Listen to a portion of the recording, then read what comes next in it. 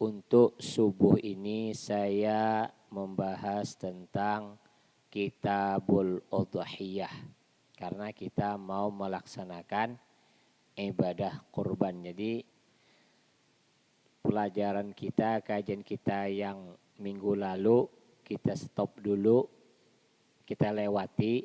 Pada pertemuan ini kita berbicara tentang Al-Udhiyah, yaitu kurban.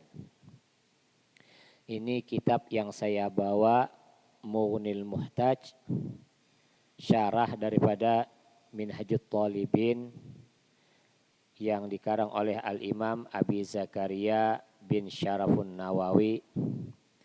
Bismillahirrahmanirrahim.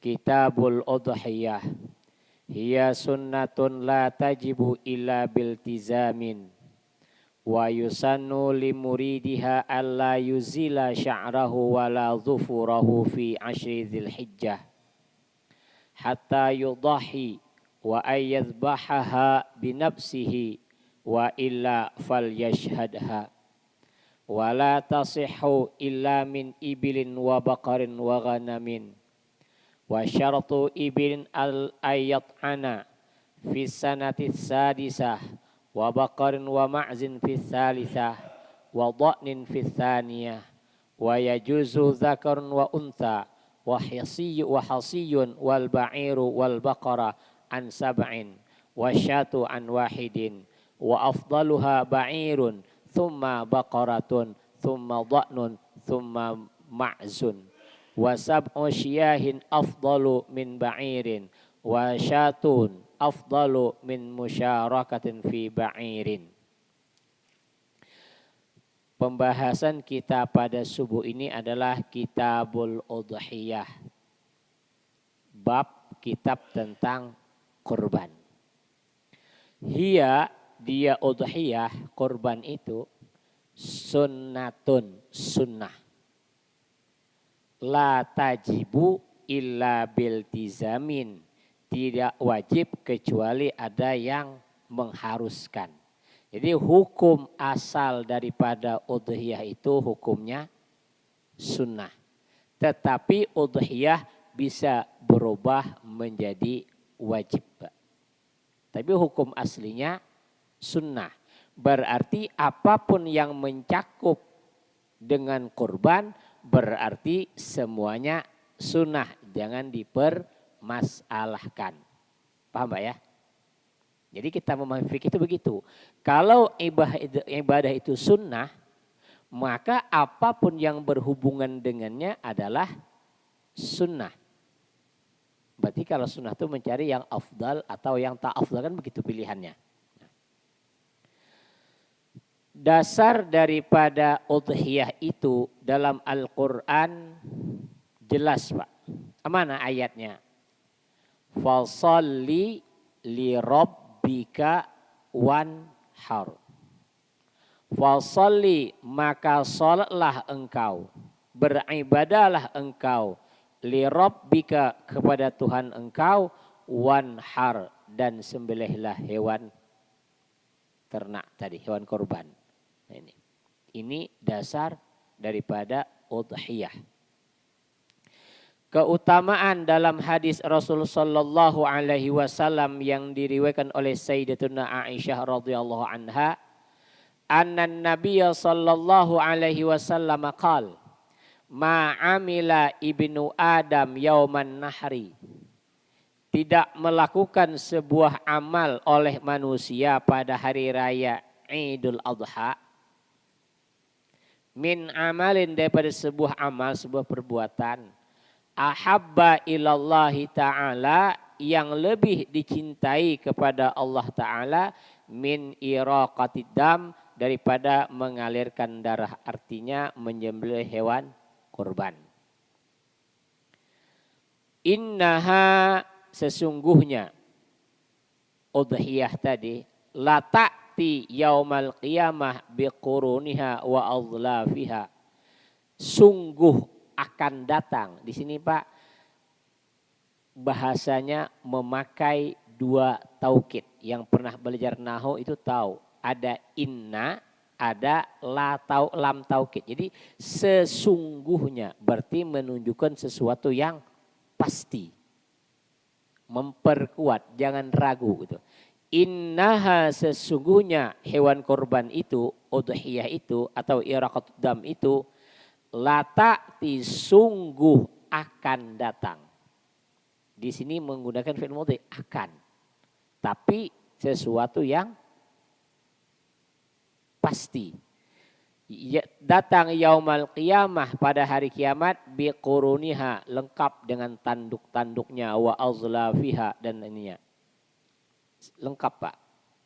Tanduknya ada, kakinya lengkap, bulu semua lengkap. Ini dasar daripada keutamaan udhiyah. Dalam hadis yang lain Rasul pernah mengatakan azimu dhahayakum fa innaha ala sirati matayakum. Agungkanlah artinya baguskanlah dhahayakum hewan korban kalian. Fa innaha ala sirati matayakum. Sesungguhnya hewan korban itu adalah kendaraan kalian berada di jembatan Siratul Mustaqim nanti. Ini hadis yang lain. Jadi korban itu hukum aslinya adalah sunnah. Tetapi dalam fikih dibagi dua Pak. Ada namanya korban sunnah, ada korban wajib. Pernah dengar Pak korban wajib? Kalau sunnah pasti sudah kita pernah dengar. Perbedaan korban sunnah dengan korban wajib sedikit Pak. Sama-sama motong kambing, sama. Cuman perbedaannya di ucapan. Asal daripada kurban itu Pak sebenarnya gampang. Gampang sebenarnya. Bapak pergi ke pasar, beli kambing, beli onta, beli sapi, potong sendiri di hari raya setelah lebaran, setelah sholat. Bapak masak sebagian, Bapak berikan sebagian. Itulah yang aslinya udhiyah itu. Gampang Pak ya. Tak perlu niat. Fikih itu niat memantapkan saja. Jadi beli kambing, Bapak potong, Bapak masak sebagian, Bapak kasih orang lain yang mentah sebagian. Itu namanya kurban. Itu aslinya begitu. Sedangkan dalam fikih ada niat dan sebagainya itu hanya memantapkan saja. Tapi kalau begini Pak, Bapak pergi ke pasar, beli kambing. Itu kambing apa Pak yang Bapak beli? Kambing korban. Dalam kitab Bajuri, yang pernah belajar kitab Bajuri, itu namanya korban wajib. Yang berkorban tidak boleh mengambil bagian daging itu. Sedikit kan perbedaannya Pak. Bapak pergi ke pasar. Taruh kambing di depan rumah. Tetangga tanya, Pak itu buat apa kambing? Buat korban. Maka dalam Bajuri disebut itu korban wajib. Yang beli tidak boleh makan lagi Pak. Sedikit perbedaannya. Jadi yang sunnah tadi itu Bapak pergi ke pasar langsung habis sholat potong kambing dan dibagikan dan dimasak sebagian. Itulah korban sunnah. Paham Pak ya? Nah. Dalam berkorban, orang yang melakukan udhiyah tadi yang lebih afdal itu di sini potong sendiri Pak. Potong sendiri. Nabi beli hewan korban dan beliau sembelih sendiri. Beliau sembelih sendiri. Dan Nabi berkorban dengan 3 bentuk binatang hewan korban Pak. Nabi pernah berkorban dengan onta. Nabi pernah berkorban dengan kabasyaini. Satu orang loh Pak. Nabi sendiri bikabasyaini dengan 2 kambing. Kabasyaini itu amlah ini kambing yang berwarna putih hitam. Hitam putih Pak. 2 lewat sini. Nabi sendiri 2. Nabi juga pernah berkorban 1 sapi untuk istri-istri beliau. Berarti Nabi pernah melakukan 3 macam ya. Onta pernah, bahkan riwayat yang onta itu kan banyak, puluhan itu. Kemudian sapi pernah, kambing pernah. Nabi melakukan 3-tiganya. Berarti di sini hewan korban bebas, Pak. Tidak menyebut onta yang afdal, tidak menyebut kambing yang afdal, tidak menyebut sapi yang afdal. Nabi melakukan 3-tiganya. Nah, Syekh Abdul Qadir Al-Jailani menjelaskan dalam kitab beliau Al-Ghunyah, yang afdal itu kata beliau adalah onta. Setelah onta baru sapi. Setelah sapi baru kambing. Kenapa itu yang afdal, Pak? Ya pastilah daging kambing sama daging sapi mana banyaknya, kan begitu. Daging onta sama daging sapi mana banyak? Banyak onta. Berarti yang membuat afdal korban itu bukan binatangnya, tapi dagingnya mana yang lebih banyak dan mana yang lebih bermanfaat. Ada di masyarakat kita punya paham gini, Pak. Ini saya menemui. Pak, Bapak korban apa? Kambing saja. Kenapa Pak enggak ikut sapi? Ini 1 orang lagi pesertanya, lengkap 1 sapi. Iya, karena kalau sapi gabungan, saya enggak mau gabungan, saya sendiri aja. Saya sendiri, saya tidak menyalahkan Pak, tapi meluruskan. Nah, sekarang begini. Ini yang panitia korban, biar memahami. Ketika Bapak menjadi panitia korban, 1 sapi 7 orang harganya 23 juta tahun ini, saya tanya.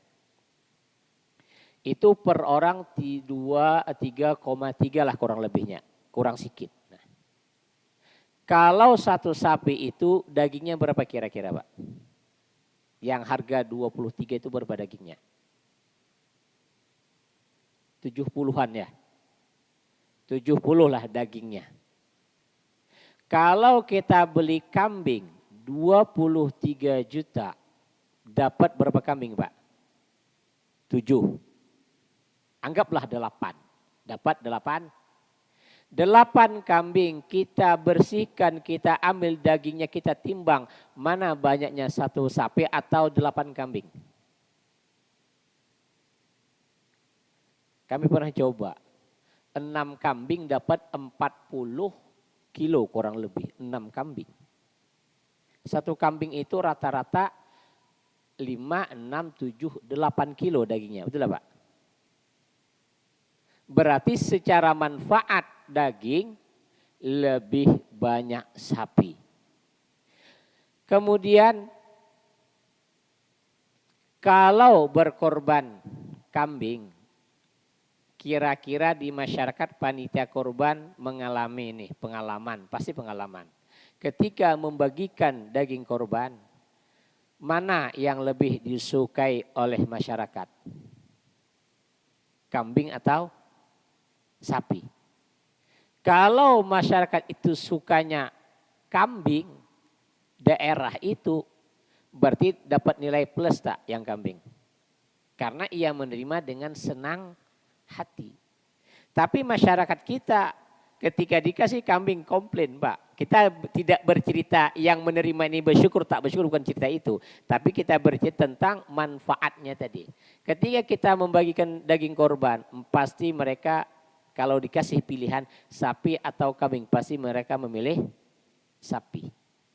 Maka kondisi yang seperti ini menunjukkan bahwa sapi lebih afdal untuk di Indonesia. Kalau kambing, memang kenapa aku di Mekah, di Yaman orang banyak korban kambing, mereka suka kambing daripada sapi. Ini yang pertama, Pak. Yang kedua yang jadi permasalahan di masyarakat kita begini. Memakai hadis tentang bahwa Rasulullah SAW itu pernah mengatakan apabila seorang ayah, kepala rumah tangga berkorban, anak istri masuk semua. Betul lah Pak? Memang betul itu hadis itu. Cuman ini gagal paham. Nah ketika ia berkorban setiap tahun atas nama suami terus, istri anak tak pernah. Anak istri tak pernah. Atas nama siapa mas? Nama saya aja. Setiap tahun berkorban atas nama dia. Karena dengan dasar hadis tadi bahwa kalau seorang suami yang berkorban, istri anak masuk semua situ pahalanya. Betul, tak salah itu betul. Tetapi Rasul sudah ngasih contoh bahwa Nabi berkorban untuk diri sendiri, untuk istri, kan begitu. Berarti menunjukkan hadis yang tadi, kalau suami berkorban anak istri masuk, itu apabila seumur hidup hanya satu kali bisa berkorban. Tetapi lebih afdal dan lebih baik kalau setiap anggota keluarga. Pak. Kan Nabi sudah ngasih contoh. Nah ini jangan gagal paham. Nah ini masalah tentang kurban. Jadi kalau kita untuk melakukan sebuah amal harus kita pelajari dulu. Nah, kemudian apabila hewan kurban itu dipotong sebelum sholat Idul Adha, maka tidak dianggap kurban, Pak. Tidak dianggap udhiyah. Karena sahabat pernah melakukan, Pak. Inilah yang namanya bid'ah, Pak. Bid'ah. Sahabat ini saking semangatnya, kan ada hadis itu, Pak. Ada hadis bahwa kalau hari raya Idul Fitri, kita disunahkan makan dulu tak? Sebelum sholat. Disunahkan. Kalau Idul Adha disunahkan puasa, artinya tidak sarapan. Kenapa? Sebab biar sama-sama lapar bersama orang miskin. Karena mereka menunggu hewan korban. Sahabat tadi semangat, Pak. Kenapa? Sebab Idul Adha mereka cepat-cepat motong sebelum sholat dilaksanakan. Setelah selesai motong, dah dimasak, baru mengadu kepada Rasulullah, ya Rasulullah kami sudah motong sebelum sholat. Kata Nabi itu adalah sedekah, bukan korban. Kalau begitu ya Rasulullah kami ulang lagi lah, ada kambing lagi satu, potong lagi. Nah itu kata Rasulullah baru yang namanya udhiyah. Nah, jadi ini harus kita pahami.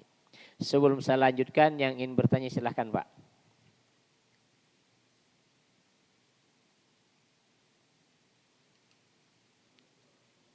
Waalaikumsalam warahmatullahi wabarakatuh.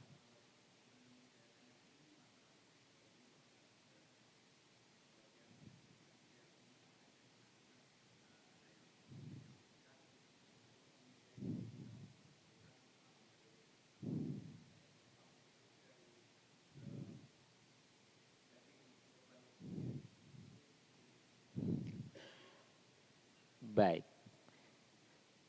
Waalaikumsalam warahmatullahi wabarakatuh. Mayoritas kita kebanyakan masjid daging korban menjadi upah. Betul lah Pak? Satu, panitia kurang memahami. Dua, yang berkorban pun kurang ikhlas Pak. Kurang. Kan hukum, bukan hukumnya.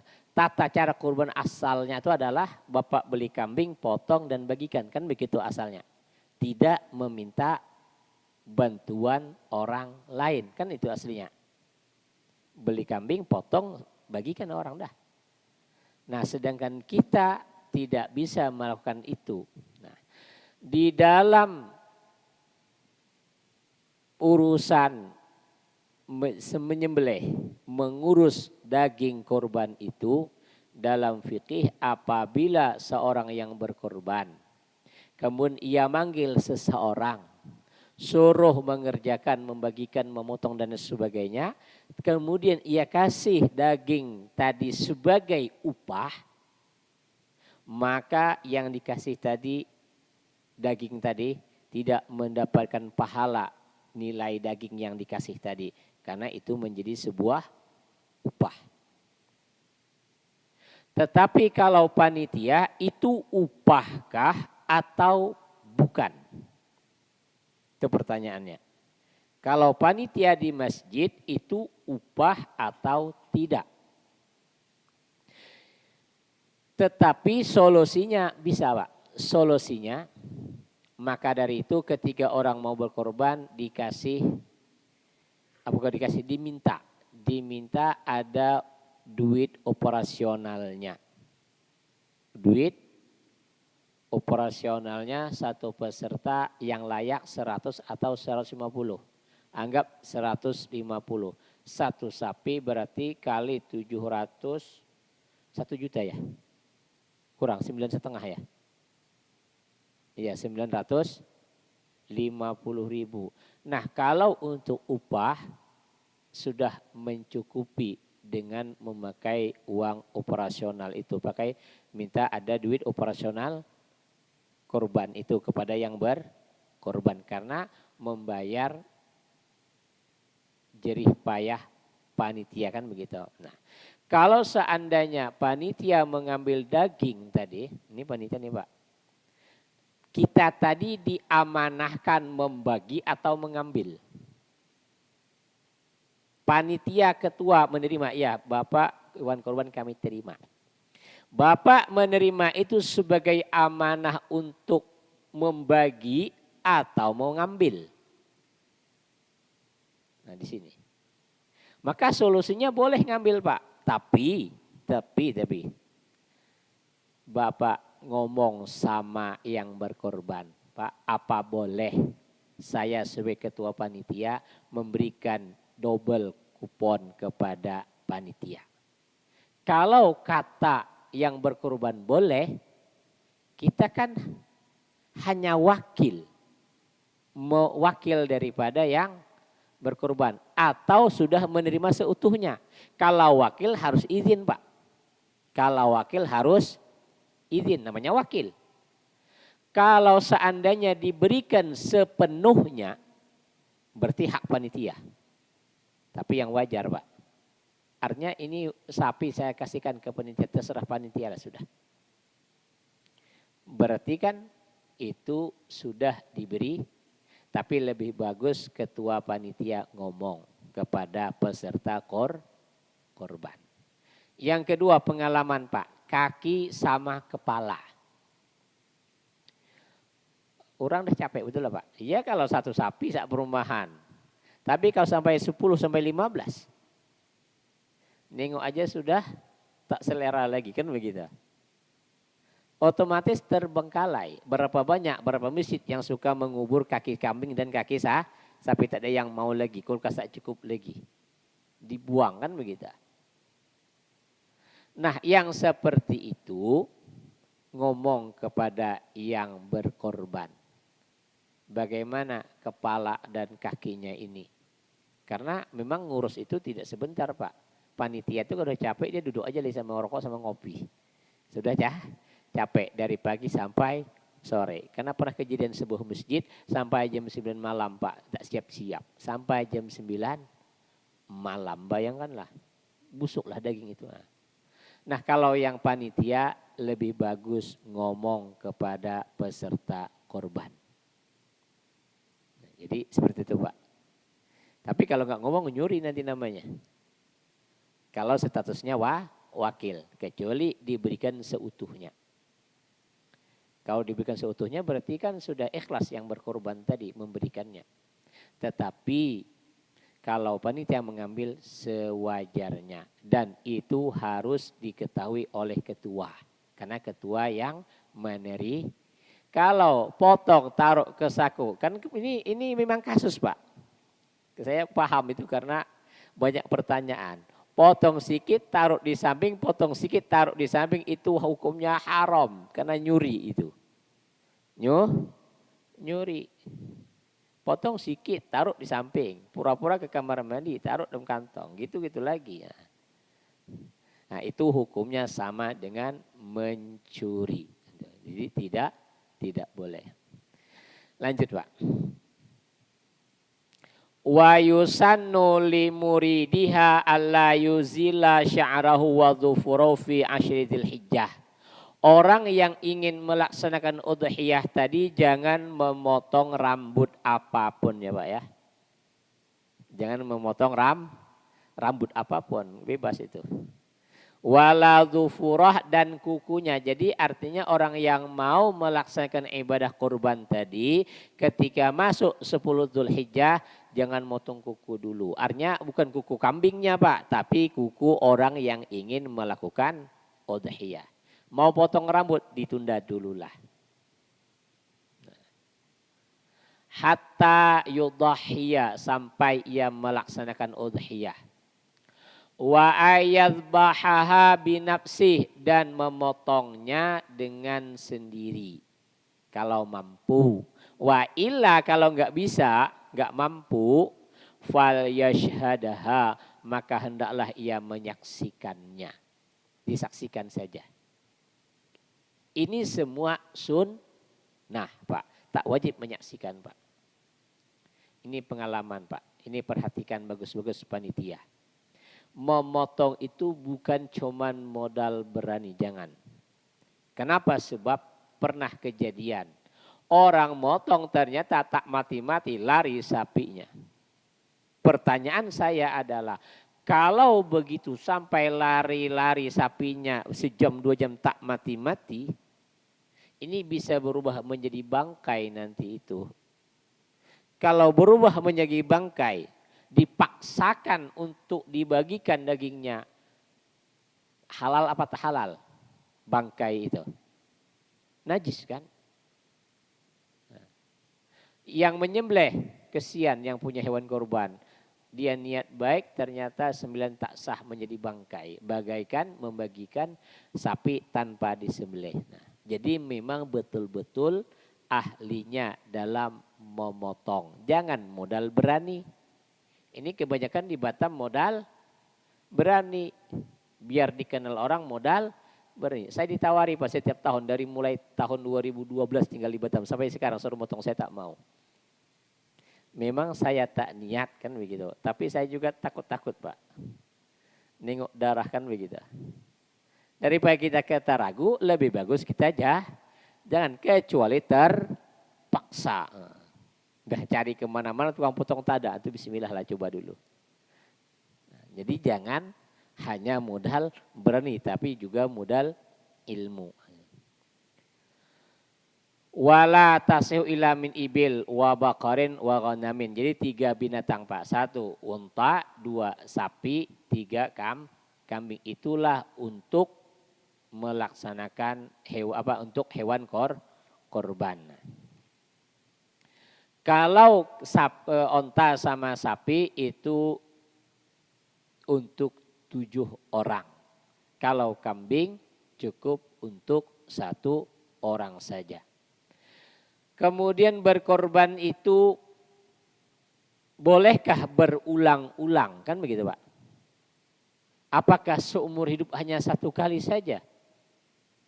Kita kembali kepada hukum asal Pak. Hukum asal apa? Sunnah kan? Sunnah tadi berarti nggak mampu pun ya tak ada masalah. Tapi lebih afdal, lebih bagus kalau punya kemampuan dilakukanlah setiap tahun. Minimal 1 kambing 1 orang itu minimal Pak. Nabi dah ngajari, Nabi pernah berkorban onta beberapa onta Nabi sendiri. Terus Nabi berkorban 2 kambing. Berarti kan enggak harus 1. Boleh semampu kita. Kemudian kalau bergabung 7 orang untuk 1 sapi. Itu bebas Pak. Laki perempuan 1 rumah, mahram bukan mahram tak ada masalah. Kenapa? Sebab yang sampai kepada kita bukan dima'uha wala luhumuha kan begitu. Bukan dagingnya, bukan darahnya yang sampai sama kita. Tapi yang sampai adalah takwa tadi. Ini ada yang tak mau gabungan nih, ini kasus Pak. Jadi ditanya, kenapa Bu nggak mau ikut gabungan 1 sapi 7 orang? Iya Pak, mohon maaf, itu kan bukan mahram saya, masa saya 1 sapi, bukan suami saya yang di depan, masa 1 sapi 7 orang. Ada laki ada perempuan bukan mahram katanya. Jadi pikirannya itu seakan-akan sapi yang dipotong itu itulah sapi yang dibawa ke surga nanti gitu loh. Padahal nanti Allah gantikan pahala, pahala itulah yang berupa hewan korban nanti. Menjadi hewan korban kendaraan lagi. Apa gak mungkin lah sapi itu masuk dalam surga Pak? Kendaraan tadi kan kita tidak tahu di surga nanti pakai kendaraannya apa. Bukan sapi itu kita tunggang lagi di akhirat, tidak lah Pak. Kita tidak tahu. Kendaraan apa yang Allah gantikan sebagai ibadah kurban tadi itu. Disebut cuma matayakum kendaraan. Kendaraan apa? Sapi lagi ditunggang, tak mungkin Pak. Nah, tidak dijelaskan oleh Rasulullah kendaraan apa sebagai gantinya. Intinya itu matayakum kendaraan nanti. Jadi jangan beranggapan, kenapa enggak mau bergabung? Iya itu bukan mahram saya. Masa laki 3 perempuan 4 gabungan 1 sapi. Nah, jangan punya paham seperti itu, gagal paham namanya. Ini kalau bergabungan. Jadi lebih bagus digabung Pak. Karena dagingnya lebih banyak. Kemudian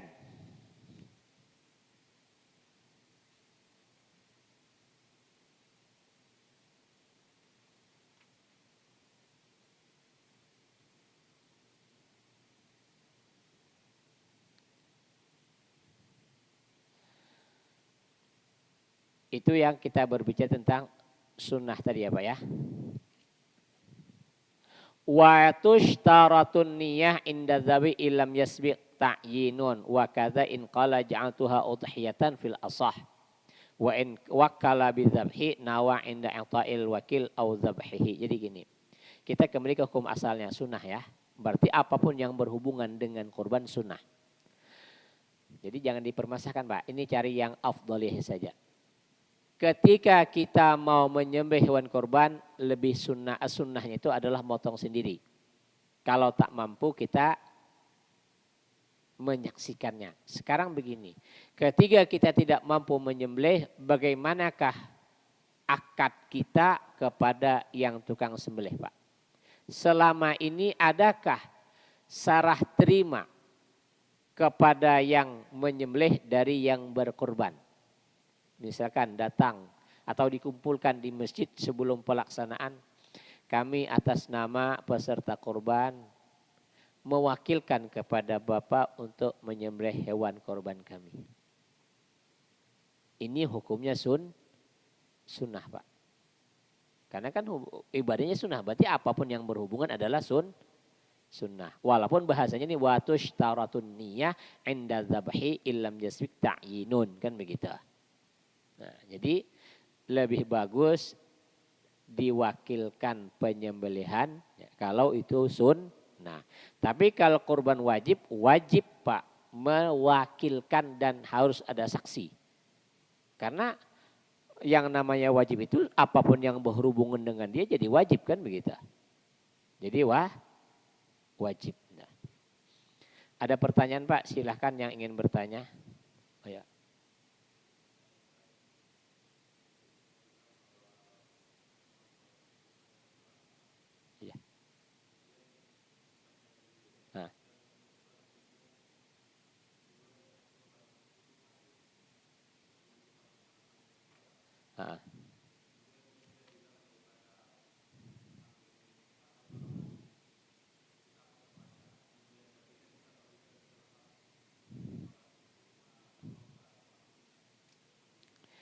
Baik. Di dalam hadis yang ada dalam kitab Al-Ghunyah ya.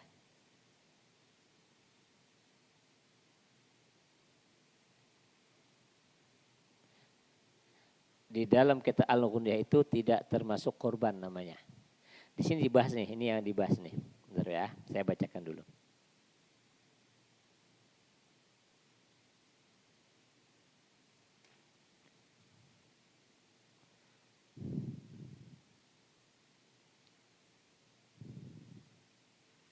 Saya baca dari awal biar jelas.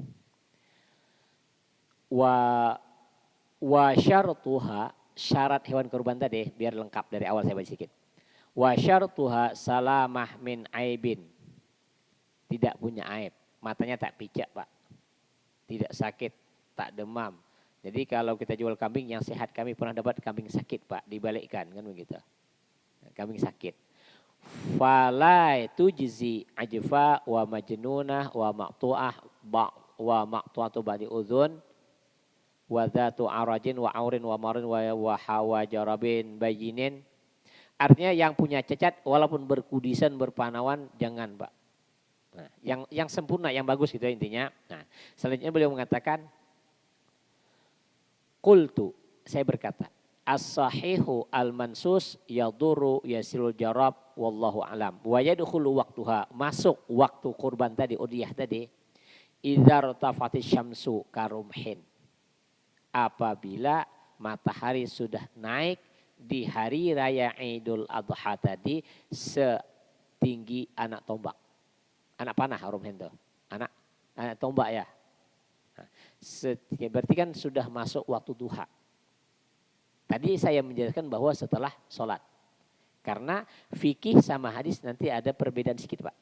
Kita ambil bagaimana cara menggabungkannya nanti. Nah, dalam fikih di sini bahwa sudah boleh berkorban apabila matahari sudah naik setinggi anak panah atau tombak. Thumma madha qadru ataini wa khutbataini khafifataini wa yabqa hatta taghruba akhiral tasyrik. Kira-kira berlalunya kadar ukuran matahari naik tadi itu sudah bisa dilaksanakan 2 rakaat salat dan khutbah yang ringkas. Ukuran tadi. Kita salat jam berapa sini? Jam 8, jam setengah 8 ya. Berarti matahari sudah naik enggak jam 6 itu? Kalau secara fikih apabila matahari sudah naik, naiknya tadi sekira-kira bisa sudah selama melaksanakan sholat 2 rakaat dan khutbah yang ringkas, 2 khutbah yang ringkas. Khutbah itu berapa rata-rata masalah, Pak? 5 menit? Siap, Pak? 5 menit. Anggap 10 lah ya. 10 menit kira-kira matahari sudah naik. Secara fikih sudah boleh melakukan ibadah kurban. Irtifa syamsi fadilah wa syartu tulu'ha summa mudhiyu qadri ra'ataini wal khutbataini wallahu alam. Kemudian di sini fa in talafat qablahu fala syai'a alaih. Kalau rusak artinya mati, fala syai'a alaihi, maka tak ada sesuatu atasnya. Artinya saya cari caranya biar lebih jelas, Pak.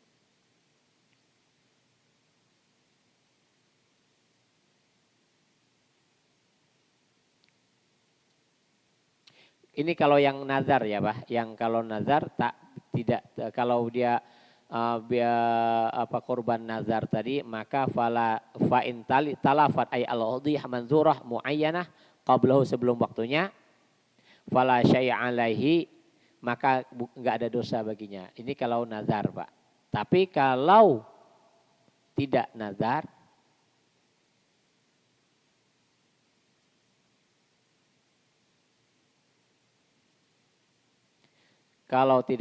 kalau hukum fikih tadi, kalau matahari sudah ukuran naik lamanya naiknya tadi secukupnya sudah bisa melakukan sholat 2 rakaat dan khutbah yang ringkas, sudah boleh. Nah, sedangkan hadis yang dalam kitab Al-Udhiyah itu mengatakan bahwa kalau penyembelihan sebelum sholat maka dianggap sedekah. Jadi kita gabung, Pak, biar tidak bertabrakan antara hadis yang menjadi sebuah dasar dengan ijtihad yang diambil oleh ulama. Mungkin hadis yang dilakukan oleh sahabat tadi itu sebelum matahari timbul mereka potong, Pak. Habis subuh langsung potong. Itulah. Sehingga ketika pagi sudah masak. Nah, sedangkan fikih tadi mengatakan bahwa boleh sudah memotong hewan kurban kalau matahari sudah mulai naik walaupun seukuran anak tombak. Artinya sudah masuk waktu duha. Namanya saja udhiyah Pak. Jadi pelaksanaannya di waktu duha itu. Paham Pak ya? Nah, jadi kalau hukum fikih termasuk kurban sudah. Tapi matahari sudah naik. Sudah waktu duha. Tapi kalau sebelum matahari naik, sebelum waktu terbit, Bapak potong habis sholat subuh, maka bukan udhiyah namanya. Paham Pak ya? Mungkin ada yang ingin bertanya, silakan satu pertanyaan lagi. Nah. Iya.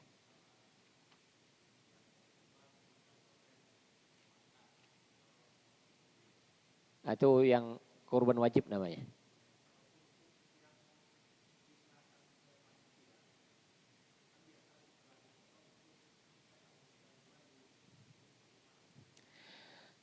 Nah, ketika melalui panitia kan sama Nabi tidak, ini bid'ah loh Pak ya.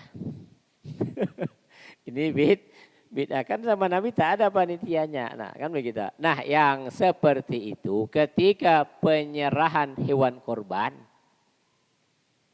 itu yang diserahkan hewan korban atau duitnya. Kalau duitnya berarti tidak ada hubungan lagi, tidak ada masalah. Tapi kalau hewan korban, oh ini Pak kambing nanti ya dipotong. Tapi dalam bajuri itu alasan, cuman kita bajuri seingat saya yang mengatakan itu bahwa kalau sampai mengatakan ini ada hewan korban itu jadi hukumnya wajib. Tapi dalam kitab lain saya cari tidak ketemu Pak. Dalam kitab lain saya cari tidak ketemu. Cuma di bajuri yang saya ingat itu yang seperti itu. Nah, jadi kalau seandainya melalui panitia yang berkorban mengucapkankah seperti itu? Ini hewan korban saya. Kayaknya tidak Pak ya. Dan juga kalau melalui panitia, apakah korban punya dia atau bukan? Kan gabungan sudah di situ. Sudah tercampur. Nah, itu tak ada masalah lagi lah. Karena sudah tercampur. Nah, yang kedua gini Pak, ini kasus ya. Ada kesalahpahaman. Bahwa dalam fikih disunnahkan orang yang berkorban mengambil bagian beberapa persen kan gitu ya Pak ya. Kalau berkorban satu sapi dia ngambil sedikit sebagian, anggap satu paha kan begitu ya. Kan begitu Pak Ustadz menjelaskan bahwa yang berkorban mengambil sebagian dan yang banyaknya diberikan kepada orang muslim. Ini pernah kejadian Pak, satu sapi 7 orang, tiba-tiba nelpon kepada panitia, Pak mohon maaf itu jatah saya, satu paha ya karena keluarga saya banyak. Dia ikut 7 orang satu sapi, minta bagian satu paha Pak. Karena Pak Ustadz bilang bahwa disunahkan mengambil sebagian. Yang dimaksud Pak Ustadz yang menjelaskan rata-rata di mimbar itu ambillah satu paha itu kalau berkorban satu sapi satu sendirian. Bukan gabungan sama orang lain. Kalau ngambil satu paha gabungan sama orang lain berarti mengambil hak orang lain. Ini gagal paham namanya Pak. Karena kami pengalaman. Ditelepon sama seseorang begitu. Minta satu paha. Cobalah satu sapi bagi 7 Pak kira-kira. Apa enggak ngambil bagian orang lain dia? Jadi kalau begitu bagus potong sendiri, masak sendiri, ambil sendiri, selesai sudah kan begitu. Nah jadi yang dimaksud ngambil satu paha itu kalau berkorban satu sapi sendiri. Kalau bergabungan ya mengambil hak orang lain kan begitu. Nah yang kedua, kebanyakan kita lakum dinukum waliyadin. Itu dasar aslinya. Artinya kalau perbedaan agama jangan diberi daging korban. Ustadz dia orang baik tetangga saya kasih. Korban itu milik orang Islam.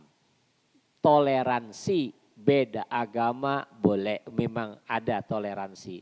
Tetapi jangan memberikan hewan korban kepada orang beda agama. Kalau mau memberikan, masak dulu lah Pak. Bapak masak, kasih tetangga. Karena hewan korban itu adalah diberikan mentah, bukan masak. Ini tak. Mentang dia punya kawan berbeda agama, akhirnya dikasih kupon lah. Pertanyaan saya begini. Mereka kan beda agama sama kita. Penyembelihan kita sebenarnya tidak boleh mereka makan. Tak sah, kan begitu? Sembelihan mereka kita tidak boleh makan. Tapi kenapa aku sembelihan kita mereka makan? Tak betul kan berarti? Tak jujur dalam beragama. Kita beda agama. Kenapa kok ketika kita motong mereka ambil daging tadi. Ketika mereka motong kita kan nggak boleh sama agama ngambil daging itu. Nah, ini sebahagian panitia kebablasan. Jangan diberikan kepada orang yang beda agama. Walaupun ia baik sama kita. Karena korban ini urusnya lakum dinukum waliyadin. Kan begitu. Kecuali kalau kita kiasan ke masalah zakat. Kecuali orang yang yurja islamuhu. Orang ini diharapkan masuk Islam Pak. Itulah. Memang ada itu yang punya pendapat begitu. Ini orang nih biar kita kasih aja biar dapat masuk Islam ini. Ini sudah ada tanda-tanda kan begitu.